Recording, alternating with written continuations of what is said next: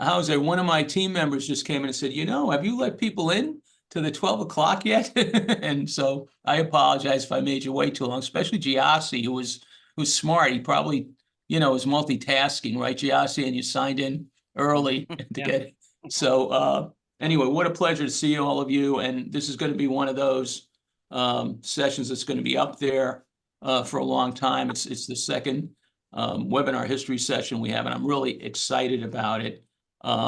We have some two folks that are distinguished in their own right, and really appreciate them making the time. So first, Teresa Barnett, who is of counsel with the law firm Fletcher & Tilton. She's had a long, distinguished career as an attorney and advocate for persons with disabilities for over 40 years. And in addition to being a lawyer, she's been a certified teacher, a licensed social worker, and a parent of a daughter, Jenny, with disability.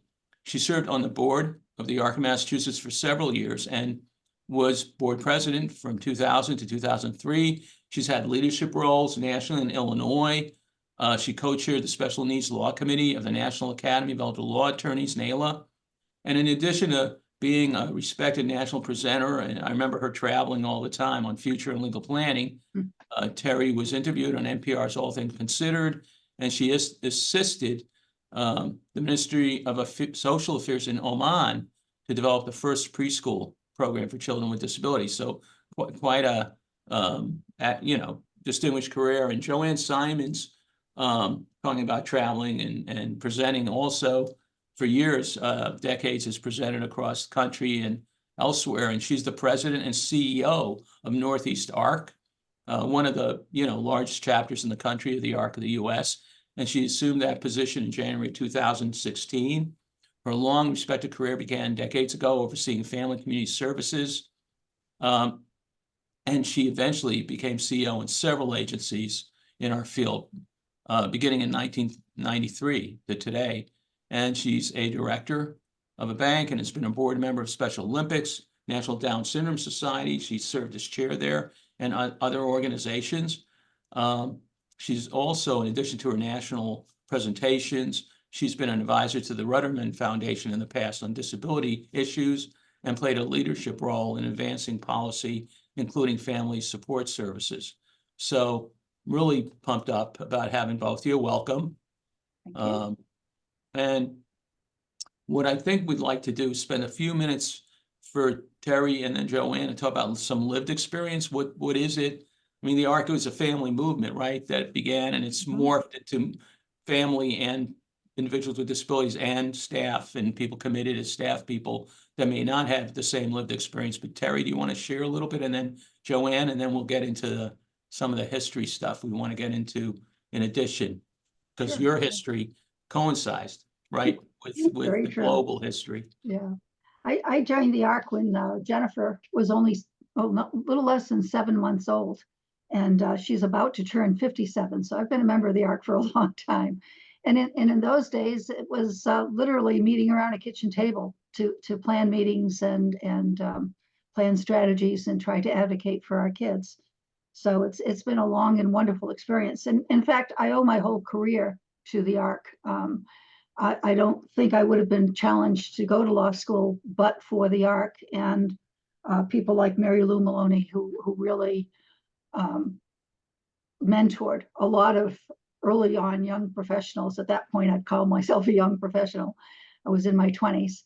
And it was the help of the ARC that gave me that inspiration to go on to law school. First, to get my master's in social work, and then to eventually go on to law school. So I feel I owe a lot to the ARC. Not only has it bettered Jennifer's life, but the ARC has bettered my own life. Thank you, Terry. It's true. Joanne. So my involvement with the ARC started a little bit after Terry and Terry's, because my son was born in 1979, and I had just recently, not even 2 years before, received a master's degree in social work. And I just thought I knew everything and how things worked.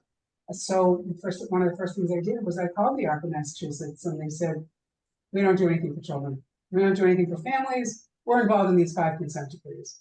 And I was like, that began sort of my anger with what I was perceiving, what was happening because not only was I feeling isolated as a new mother of a child with an intellectual disability, but now I'm feeling isolated as a professional because I went to all my magazines from the National Association of Social Workers and all the articles, and there was only one professional article that dealt in those days, and then I have to be in contact with people with mental retardation. So my professional life abandoned me as well. I called the North Chirac at the time and asked if they did anything for children with their families, and they said no. I called Jewish Family Services. They said no.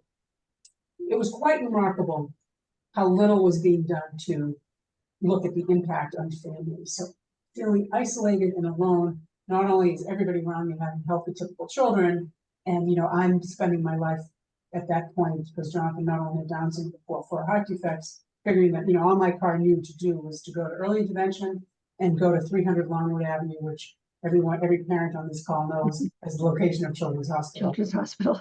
So I kept a yellow pad of paper of everything that went wrong. Nobody came to see me in the hospital. I mean, literally, I'm lying there with a child who had been taken from Brigham and Women's Hospital and brought over to Children's Hospital. And I'm thinking to myself, I'm a social worker. This is crisis intervention. Why isn't anybody talking to me? So I actually asked, I was in the gift shop. This is a great, and parents on the call will relate to this. My child had been transferred to Children's Hospital. They told me I could walk there if I wanted to. So I walked, hours after Jonathan was born down Longwood Avenue. They told me then to ask for a wheelchair when I got to Longwood Avenue. I saw him hooked up to more wires, and I had begun making a transition because I wanted a child that was going to be a road scholar and Olympic athlete. I was really being realistic, And I stroked his leg and I said, you might not be in the Olympics, but you can be in the Special Olympics. So even in that moment, in spite of the fact that I was angry and hurt and upset, I was beginning to have new dreams for him. So I go back to the hospital because what I saw was Jonathan was in an isolette, surrounded by other kids in the neonatal unit who all had stuffed animals and decorated isolates, and my kid had nothing. So now first lesson, I'm a terrible mother. I have a child with an empty isolette. So I go back to the gift shop at the hospital, and I want to buy a little teddy bear, because I'm afraid that if he dies, I really don't want to have to deal with, worrying about what I'm going to do with a big teddy bear. So I bring the teddy bear to the cash register. It's $5.25 with tax. And I hand them my credit card, and they say, don't you have cash? And I go, no, they told me to leave my cash at home. I only have a credit card. And the woman was giving me a hard time, and I started crying. Because all the emotions of the last 24 hours came. Social worker happened to be behind me, and I told her no one had visited me, and they arranged for a social worker to come the next day. And the social worker told me about her son, who was 13 years old, who died. And I thought, this is the most inappropriate conversation. I don't really care about your child. In fact, if my child died right now, that might not be a bad thing because everybody would think I was a martyr and I could go on and forget that this ever. So I kept a list of everything that went wrong in the next 3-5 months of where something could have been better.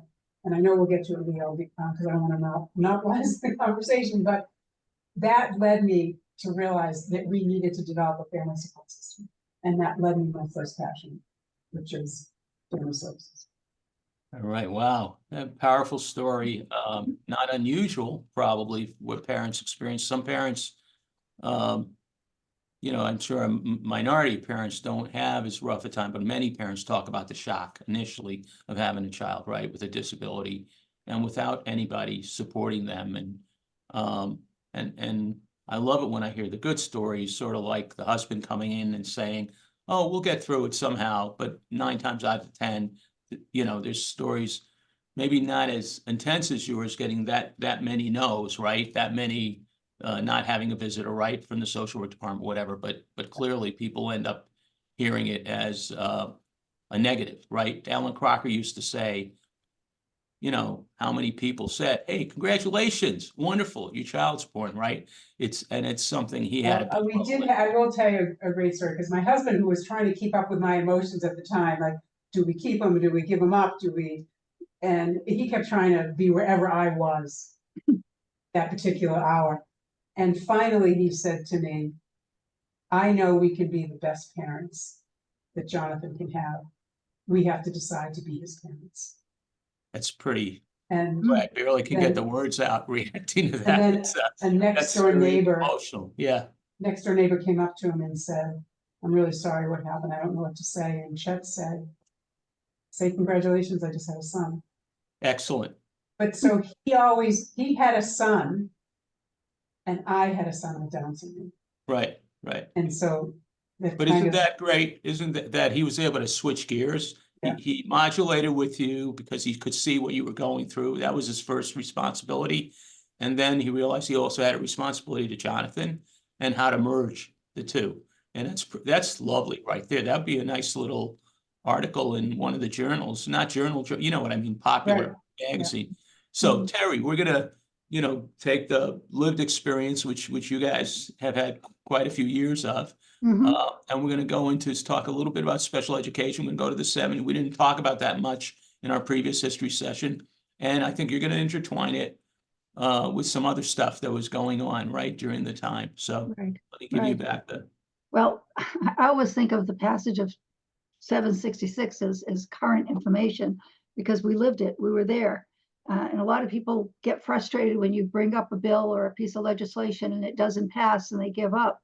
But it took us 3 years to get Chapter 766 passed, with the ARC fighting every bit of the way for it. There were a lot of other things going on in the background that made it more of an urgent need to have 766 and the right to education. Prior to 766, the only children who were in school, and half the time they were only in school, by the way, for 3 hours a day, were those that had no behavior problems, no significant medical problems. And God forbid they should not be toilet trained yet. I mean, you had to be toilet trained to go to school. And so they were very selective as to who they served and who they gave an education to. And even then, half the time, depending upon what school district you were in, the education prior to 766 was pretty mediocre. I mean, I would go into classrooms and see children just coloring, and that might be fine when the child's 3, 4, or 5, but when they're 17 and 18 and they're doing the same coloring, that's pretty sad. But anyway, I won't go into those stories as much as the legislation.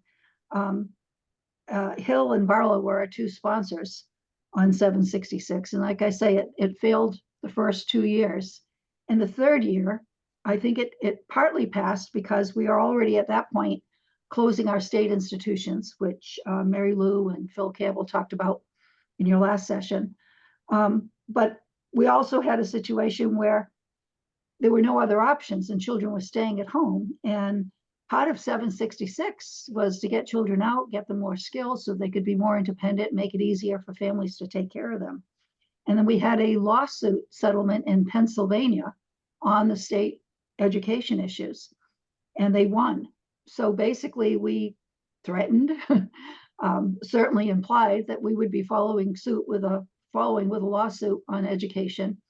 And mind you, the state was already dealing with several consent decrees. They did not want to go back into court with another class action lawsuit. And the 3rd year was golden. We got it passed. And I'm not sure we would have been as successful had that case in Pennsylvania gone the other way. But and I'm just drawing an absolute blank on the case name, but it was in the early 70s. And so that was very, very helpful. Then after that, getting it implemented, of course, was a major challenge because many school districts put more hours into trying to get around 766 and actually trying to implement it. And I think that's still, unfortunately, sad to say, a situation now in Massachusetts. You still have some school districts who truly aren't going to be invested. I still remember, and this is going back now. Terry, one thing, if I could Sure. cut in for a second, it was Park versus Pennsylvania. And the only reason I would do that is because it's the ARC of Pennsylvania. That's the only reason I would do that. So go ahead. And I know Yeah, there's Mills thank and you. yeah, and Yeah. Mills and DC around the same time, a little different kind Right. of thing. But yeah, go ahead. Well, yeah, the only way we've ever gotten anything is either through lawsuits or through legislation. And sometimes the lawsuits in another state help the legislation get passed in this state. So I think all of these things sort of intertwine. whether it's hard to talk just about the consent decrees and what that meant for people coming out of institutions or not being placed in a nursing home. All of these things came together to the need to educate. And, and education is a loose term. If you can make somebody more independent in life and make it easier for the family to take care of them, that's education. I mean, they may not ever learn to read, write, or do math, but they've been educated, and now that they can take care of themselves in a better way. So I think all of that was very, very important, especially at a time when the institutions were being closed and people were being brought out to the community. I think that rang very, very true. So, but that's basically it. And I still remember I was going to say a minute ago, a superintendent of schools in southeastern Massachusetts, one of our school districts in a more rural community, was really opposed to 766. And please, anybody listen to this. This is not my language. This is his language. So don't say, Terry Barnett, what did you just say? He just said, what a waste of money. And his feelings were, no matter what you did for these people, they were still going to be retarded, is what he said. And I'll just never forget that. I mean, I'm close to 80 years old now, and I still remember it. And I remember everything about that day. I was so furious that he would oppose this piece of legislation, something that was very dear to my heart, because I worked on the committee for 3 years trying to get it passed. And he just completely brushed it aside as a total waste of money. And I don't know how many people still share his philosophy, but they're out there. But it has made a huge difference. Children with severe, profound needs who have physical disabilities, medical disabilities, they can all come together now and expect a full and appropriate, free and appropriate special education. So that's where we are in 766 now. I think it's Thank you. thriving. Yeah, no, and just there, unfortunately, we're still fighting the fight, right, for good education and access. Well, yeah, and and I we think were- that goes into training for parents. We need to educate, and we still need, this need is current now as much as it was years ago when this was a new bill, because we have a new crop of parents coming up every year. We need people to understand what their rights are under Chapter 766. And by the way, they have decreased. They're not as good as they were when the bill was first passed. There were changes made to the bill that watered it down a bit. But parents need to know what their rights are, because I can't tell you how many school personnel told me we'd like to provide that, but there's no money in the budget for it. Right, Or right. nobody else gets that service, so your daughter doesn't need to get it. If you don't know your rights, you really can be frozen over by these people, because they just freeze you out. And the effort it takes to do this is what then Joanne experienced in terms of the lack of family support, the lack of because the breadth of the work to advocate for is so broad, especially at that time. And I was actually in 70s working in a clinical nursery, so I got to see the transition over a broad period of time, as you've seen it. But I was literally working in a class that had kids 3 to 7. So, but so then the question is, as this started to happen and we started to look at, I don't even know if we looked at families yet, sort of how family support and the need for that. Joanne, you want to touch a little bit? Yeah, I can touch on it. And also, I just want to congratulate Terry, because 3 years to get a bill passed in the legislature is actually warp speed. That's not, I mean, when we look at the other kinds of bills that have taken years and years, in fact, I was just looking through some of my old testimony, and in 1995, I spoke at the legislature in favor of Bill 2483, a tax credit for individuals caring for a person with mental retardation. And the governor just got passed this year, something similar. Okay. So, part of it was I was sort of a lone wolf in that. I don't think people, but every time I did my taxes, I thought, this is really ridiculous. If my child or somebody was blind, I could get a tax deduction, and the enormous extra expenses associated with caring for a family member with an intellectual disability is astronomical. And it took it took how many decades for us to realize it. So congratulations to you. But well, again, to Jean's point, though, when you have a lawsuit in a neighboring state, it doesn't hurt. Right, it doesn't. Get Right. So people they knew it was motivated. coming, and Yeah, the yeah. federal law. But You know, I think the question you're asking about is, the evolution of family support. So I was really lucky, in the late 1970s, the North Shore Arc found itself in the same position as ARCs around the country. They had seen a drop in membership. There was a lack of new leaders. They weren't serving families. Young families just didn't think of the ARC as an organization that had any relevance to them. And not just at the North Shore Arc and not just in Massachusetts. This was happening everywhere.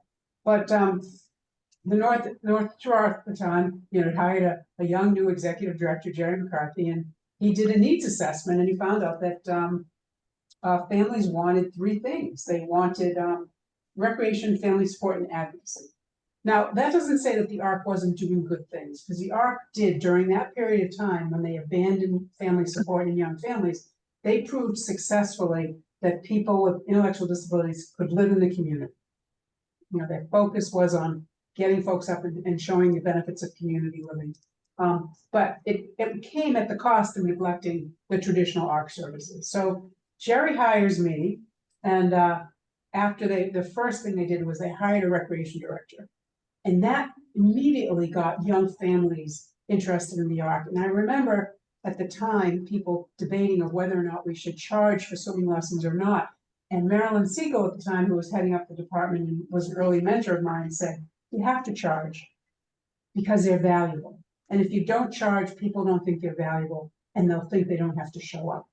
And people with intellectual disabilities, of course, we used a different word at the time, they're important. So we charge for our programs.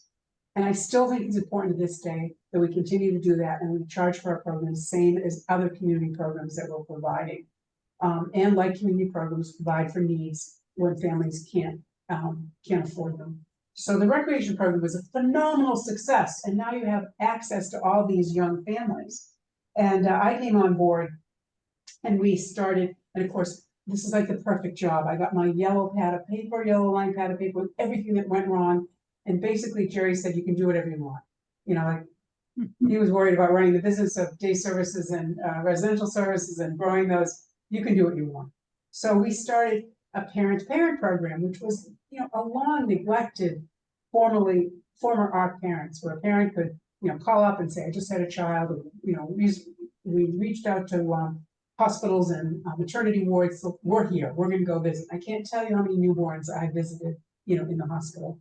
The good news is we don't have to do that anymore, because there are other organizations that have taken on more of a sole mission of theirs. And that's one of the important lessons that I learned early on, is that while I'm competitive and impatient, and I want the ARC to be the best and do everything possible, we can only be effective if we have partners who we trust and we work with. So, groups like the Massachusetts Down Syndrome Congress has got that covered, for newborns. That's a great the service of those. Then we started parent support groups. Parents wanted to talk to each other.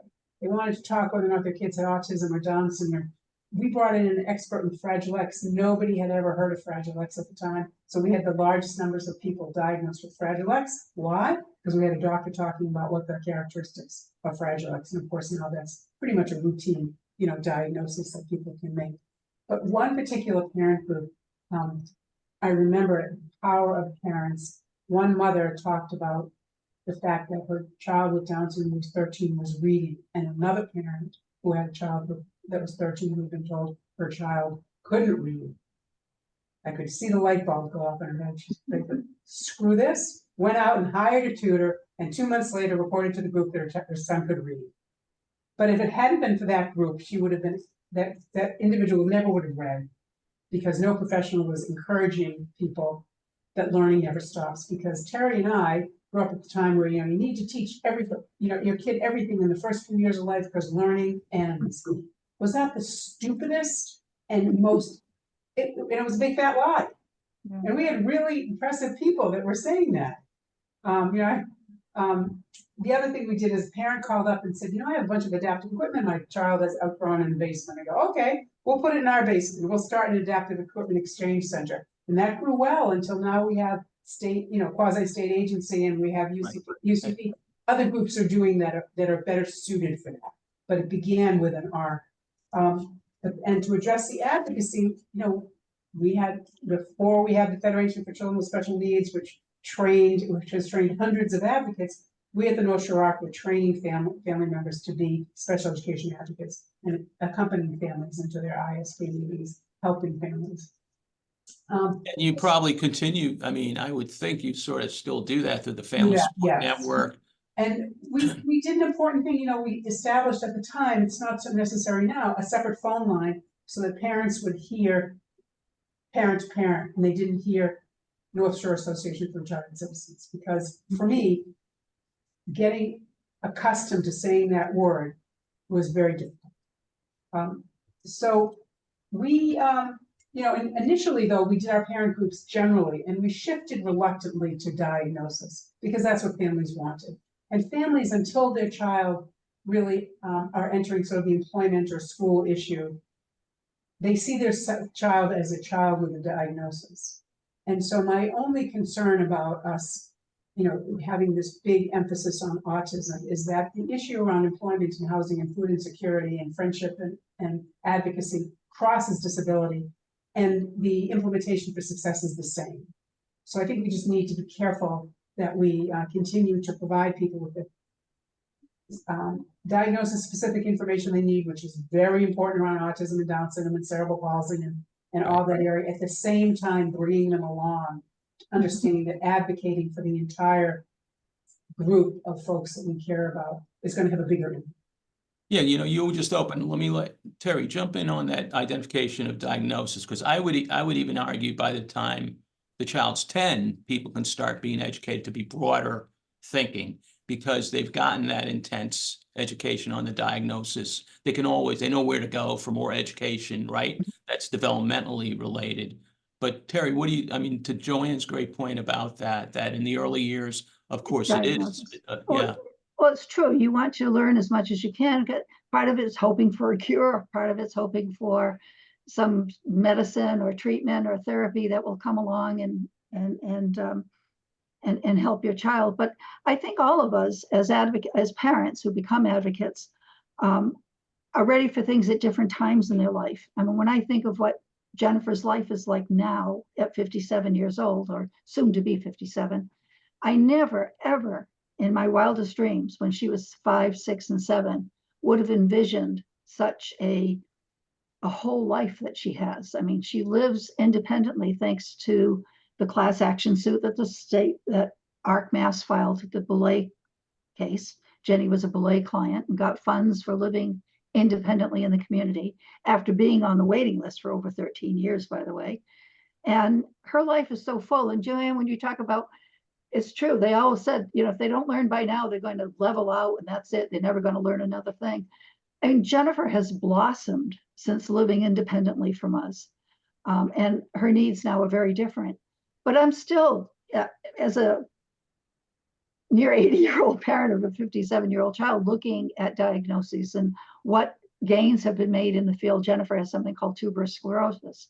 What gains have been made, what medical needs change over time, because Jennifer's developed some of the lung issues that people with tuberous sclerosis has. So again, I'm back to investigating the medical issues with the lung issues. So I think you go through phases, Leo, that don't end at a certain age, at 10 or whatever. It just depends upon the child and their disabilities.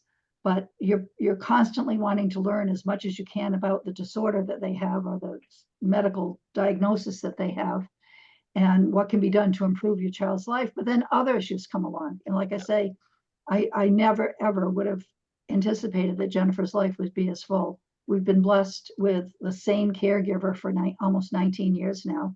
Yeah. And I never could have, I anticipated every 3 to 5 years we'd be getting a new caregiver, that they would just move on. But we've been very grateful for that. So the issues change and your needs change. And that's what's so wonderful about the parent groups, because hopefully they change as the parents attending and what their own particular needs are. And we, by the way, Joanne, we had those parent groups back in the 70s in New Bedford. We met once a month, round table, and talked about different issues, and we had different age groups. And it was a very moving experience to me, and part of what inspired me to get my master's in social work degree. But it was, but we were doing some of that, maybe not as intensely and with the funds and with the intensity that you were doing it up in North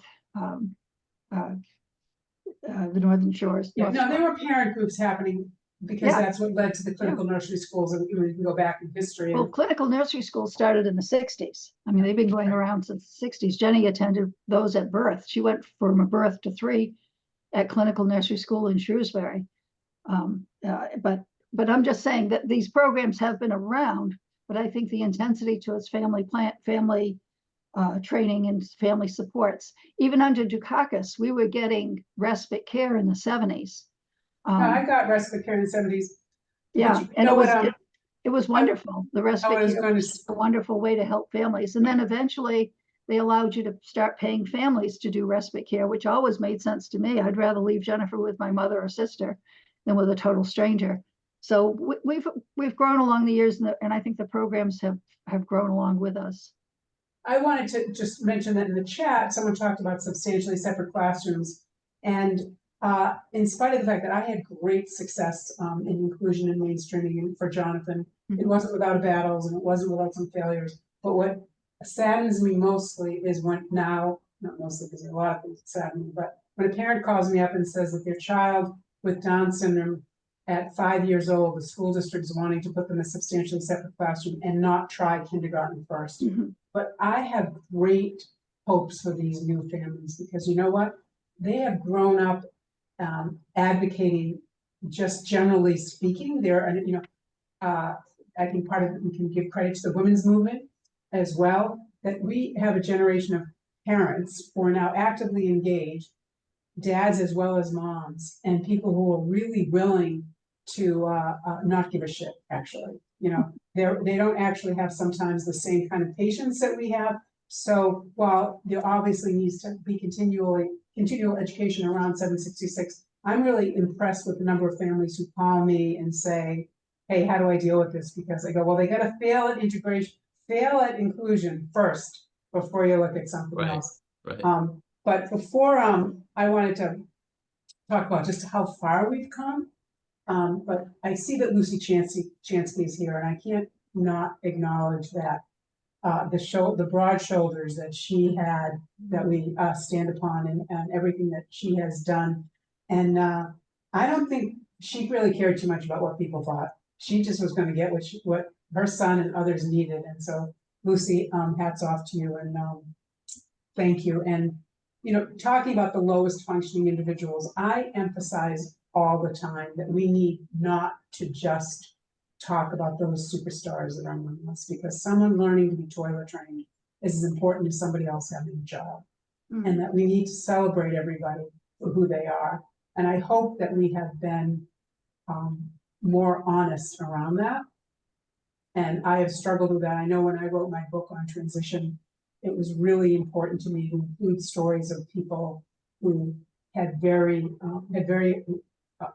big support needs, but for whom employment was still going to be an option in a different kind of way, and illustrating those stories. So not wanting to give up on those folks, to say that they have to stay in this day have program where they never go out, but that there are opportunities for us to do that. But Lucy, thank you for always reminding us that our mission is to make sure that our net is very, very broad and includes everybody within. I think, by the way, Lucy's point relates to people now under the banner of profound autism, who are talking about, of course, post-COVID situation here. They're being left behind, as were and are people with severe intellectual disabilities who are being left behind, who need one-to-one staffing, and our importance of dealing with that. I want to remind people in terms of advocacy too, next week on the 9th, AFM is having a legislative day. So it's a second opportunity in the last 2 months to go there. I do want to, on the family support theme, Joanne, I want to ask Terry to bring up something about Social Security program that she had mentioned, which I think from a history point of view ties in really well. And you can add, obviously, you might have some other things you want to bring up too in terms of family support and evolution of the times. But Terry, you want to jump in with that now, and then we were talking earlier about the ARC's role with SSI, supplemental security income, and the ARC's role in Medicaid, which opened the door to a lot of community-based services by allowing Medicaid to pay for those services. When this is all part of the Johnson War on Poverty days, when Medicaid was first implemented, and the same with SSI. They both came in the same year, as a matter of fact, 1971. And at the time, Medicaid could only be used in institutional settings or hospitals. And SSI made a big difference in terms of those families who were keeping their children at home, in terms of supporting them. Up until we had SSI, only poor families could get help, and you had to go to the welfare office, and the amount of help that they gave you was a pittance. It was insulting. It was so low, but you also had to go to the welfare office to get it, which for many, many families was demeaning. And the ARC knew that. They knew that even though SSI, Supplemental Security Income, was a welfare program, it had very similar crossovers with Social Security Disability Income, which was an entitlement program and managed by the Social Security Administration. And Marty Ford and others like her, Paul Marchand, who was her boss before she took over the Government Affairs Agency, but Paul Marchand, who is from Rhode Island and a sibling of his brother had Down syndrome, or maybe it was his sister. Anyway, it doesn't matter. Fought very hard for SSI to be managed by the Social Security Administration for two reasons. Number one, it was economically feasible because SSDI already knew all the rules and regulations for proving that you're a person with a disability under Social Security laws. And the SSI standard was exactly the same, incapable of gainful activity. The only thing that was different were the financial eligibility requirements for SSI that aren't there for SSDI. And she convinced the legislature that it should be managed by Social Security Administration to save money, that these people at SSA were already trained in determining who was disabled and who wasn't. So how wise to have it managed by them. And that was true. I mean, she wasn't misleading them. That was very true. However, the underlying reason for pushing for that is that we knew that if you had to go to the welfare office for SSI, because it is a welfare program, many, many parents would pass up on the cash benefit that SSI offers at age 18. Prior to age 18, the parent does have to be poor in order to qualify for SSI, similar to the old welfare program. But after SSI, regardless of the parent's income and resources, their child became eligible for a cash supplement each and every month. And that was a boon to keeping children at home because, as you know, when you mentioned about the services getting a tax credit and caring for a child with disabilities, it's expensive. And for many parents, the mother, usually the mother, it's gender neutral, but usually the mother couldn't take a job, had to stay home because it's hard to get a sitter for somebody who's having seizures and the like. So it was a great economic boon to these families to have some extra resources, even if it was only a few $100s more a month, that made it easier to take care of that child and keep them at home. But I do thank the ARC. If it hadn't been for the ARC, that program would have been managed by the Department of Welfare. And I think a lot of people wouldn't be taking advantage of it today like they are. One tidbit before we give it back to Joanne. When I took over an organization in the South Shore, there was a group of families refused to apply for DDS eligibility for their day services because they thought it was welfare. So your point holds. And we did convince them to apply simply by helping them appreciate that we were charging way too little for the day services. And I know that's a tough way to give people motivation, but we said as long as they applied, we do the sliding scale. But if they didn't apply, this is what it cost per month. And we respected their decision. And so it does prove that. It proved also that people didn't feel people had a right, that we ran up against this with the Boulay case, where we had advocates that said to us, well, education is a right. That makes sense. But, the average adult doesn't have a right to get assistance for adulthood. So we actually, our friends, our people on our side actually rebuked us when we did. And you were there actually at that meeting, Terry. But Joanne, back to you about family. But that is a side program, talk about family support. Marty used to always talk about Martha Ford, by the way. He used to always say all states should have something like Michigan, where there's like an SSI state program as well, Mhm. where people would get like a stipend, you know, and anyway, but obviously that never happened in Massachusetts, but back to you, Well, Joe. I was so determined that I wanted, because I realized the inequities of the consent decrees. And it was infuriating me that, you know, families who had made a different decision and kept their kids home for 40, 50 years was getting nothing. Yet if you would have, I'm just telling you how I felt as a parent at that, but you abandoned your child and left them at Fernald, you now had a golden parachute to anything you wanted. So I find myself, Jonathan is like, I know, 9 months old, he's working in central office, and I'm trying to figure out a way to get Jonathan admitted to Fernald on paper for 30 days so he can become a member of the class. And then I was told, well, he had to physically, you know, they weren't accepting infants. I didn't want him to be there. I just wanted to be a paper thing. And I thought, well, I'm in central office, maybe they'll do this favor for me. But and I don't want to dismiss families who put their children in institutions, because some of them continued to make the weekly visits and to be part of their lives in spite of the obstacles that was put in front of them in order to be part of their lives. But there were many families, and to Terry's point about being wealthy, you also needed wealth and influence to get into the state schools as well. Some of the children of titans of business who I saw during my days at Fernald was so disappointing to think that if they put any of that energy into helping us create a community system. But you know, that anyways, that was my early But on. can I say something to that too, so people don't get the wrong idea? Your anger about that is reflected today in families have this intense anger of other people having a golden parachute. And I want to share that because you captured it so well just now. And I did a thing with 60 families, and a bunch of them have adults with significant complex, you know, conditions, needs for extensive supports.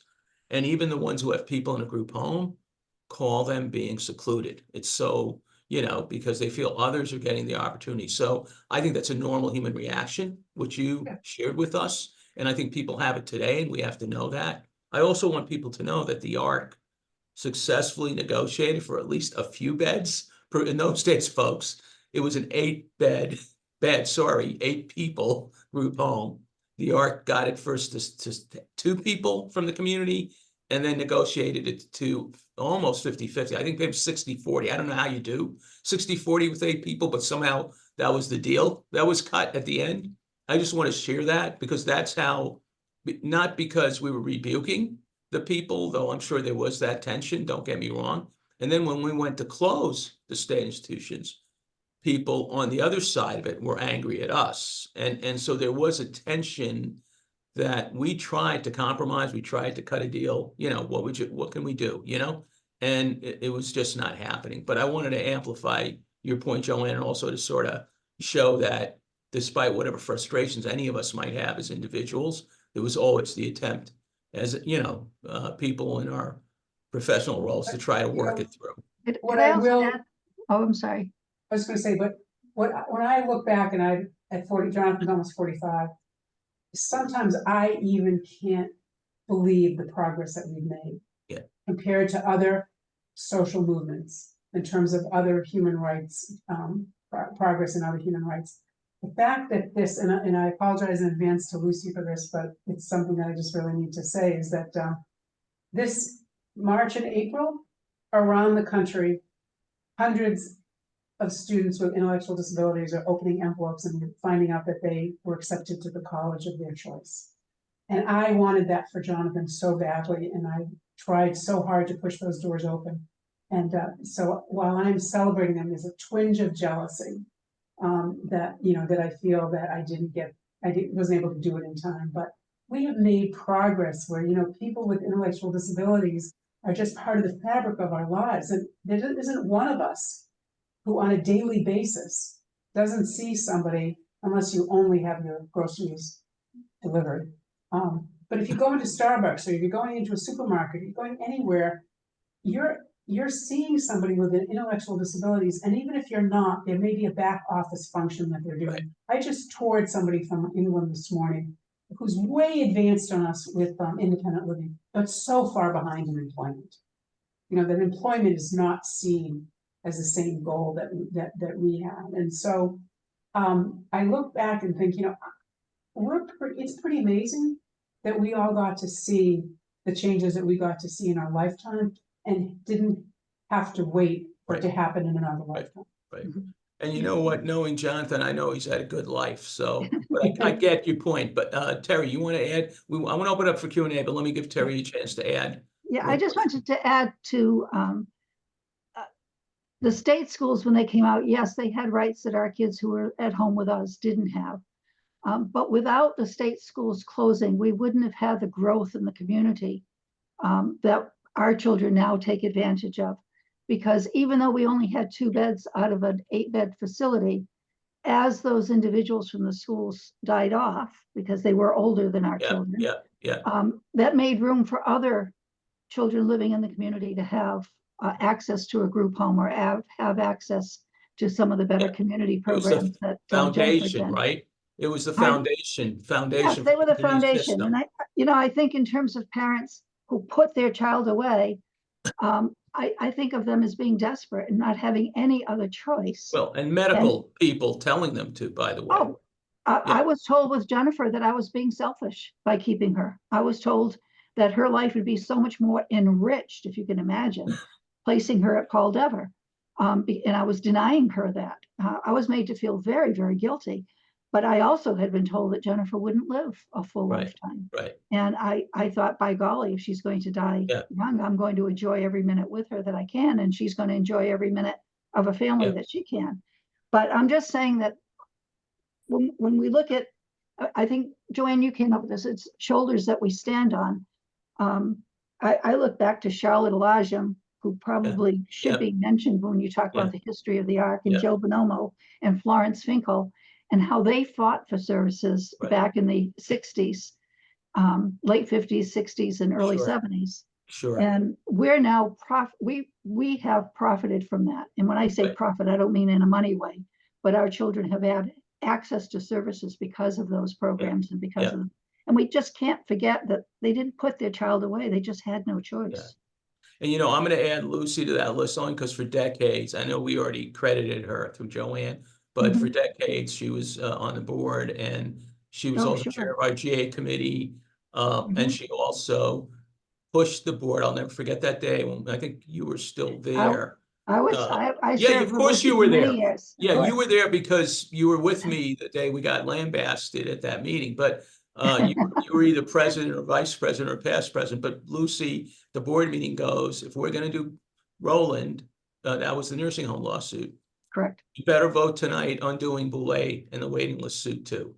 And that night, 2 motions passed. Talk about wild. So, but you're right. The people you mentioned are wonderful people. I just want to open up Q&A. I also want to tell people about both of you and the impact you've had on my career, because Terry, you came and you really, when I was new here and you introduced me to people, you also made me feel comfortable about certain areas that I was not as comfortable. We both had the social work background. And, you know, you connected me to Tony Pulaski in Illinois because you had your practice in 2 states, but also your national involvement. So that's number 1. And number 2, Joanne, you know, you may not fully remember this, but we were building a community outreach program at the South Shore when I was CEO there, and I was very much into it. We were not as big an agency as Northeast ARC is now or was then. And Jerry said we got to meet some people. And initially I met your mentor, but then I got together with you too. And I think it really helped us visualize rock and roll community services with our United Way money. And we took it out of residential, we put it into the community, recreation, you name it. And so it's the camaraderie over the years with both of you, and just how important it's been for me in my career and just my growth as a human being too. So I wonder if there's any questions before we run out of time. I'm letting this one go the full hour because of the richness of both the personal stories and the history. And people feel free to jump in and if there's and then I know Donna mentioned about the rebuke that Joanne did, but again, if we take it in context, that is part of the reality, fortunately or unfortunately, right? And sometimes anger drives us to be even stronger advocates. And then we get to a place, where we're able to say, okay, and I can guarantee you for 7 years, some of us sat down and I was at all the meetings with the state school parent groups, and it was just to get a reasonable compromise. Never happened. Never happened. And so the answer, hey, how about 5 homes left on the grounds for the hardcore people who want to keep it? How about that? And then you'll have all those things near you.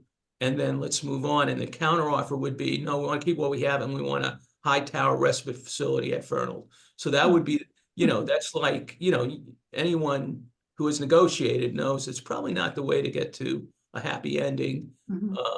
But again, now, we all should be one happy family. But again, even now within, the different needs, the different levels of needs, there's, and folks that talk about neurodiversity get maybe over messaging, right, to the folks who have more profound needs for support. So it's always going to be out there, unfortunately, the tension, but we want to make sure it doesn't become an organizational tension, right? And we want people outside to learn. We want to be together so we can make progress out there. And Diane just said advocacy is so important. Parents, don't let the system steal your loved one's vision for a meaningful life. Great point. Great point. Giassi, did you want to comment? And then we have a few minutes left for any questions. I just wanted to say something about the whole dichotomy between profound autism and neurodiversity. Sure. It seems to me that neurodiversity applies to the profoundly autistic, because in essence, what we're talking about is people's right to be in the community. In essence, neurodiversity, or the social model of disability, says no, someone with profound autism or profound ID doesn't belong in an institution. They belong in the community just as much as anyone else. In essence, that basically it falls under the same thing. I so agree with you, and but unfortunately, some thought leaders, right, are implying that when we talk about neurodiversity, we're talking about a narrower thing, and I think they're hopefully misreading ASAN, the group, right? That and I do think probably we need more. It's been a tough post-COVID period. I think maybe that's where that feeling's coming from. But I think, Giassi, you nailed it. You nailed it. What it is. Anybody else want to comment or ask a question? This is going to be great, and they'll have to cut me out of some of it. But any closing comments, and we'll call it a day. Joanne, Terry. No, I thank you. I think you nailed it. Thanks, Terry. Thanks, Leo. And thank you all for joining. I would just tell parents to keep fighting. I mean, there's a new day tomorrow. There'll be new issues, and just don't give up. Just keep trying to get better services, better programs, a better life for your son or daughter or brother or sister or whoever is in your family or friends. Great. And for those of you listening to this on another day or even today, just remember our capacity to act really depends on you both, whether it's your in-kind time, whether it's your financial support, in other ways. The ARC wants to be there to make a difference with families, with staff, with individuals with disabilities. Thank you, and have a great rest of the day. Thank you, Leo.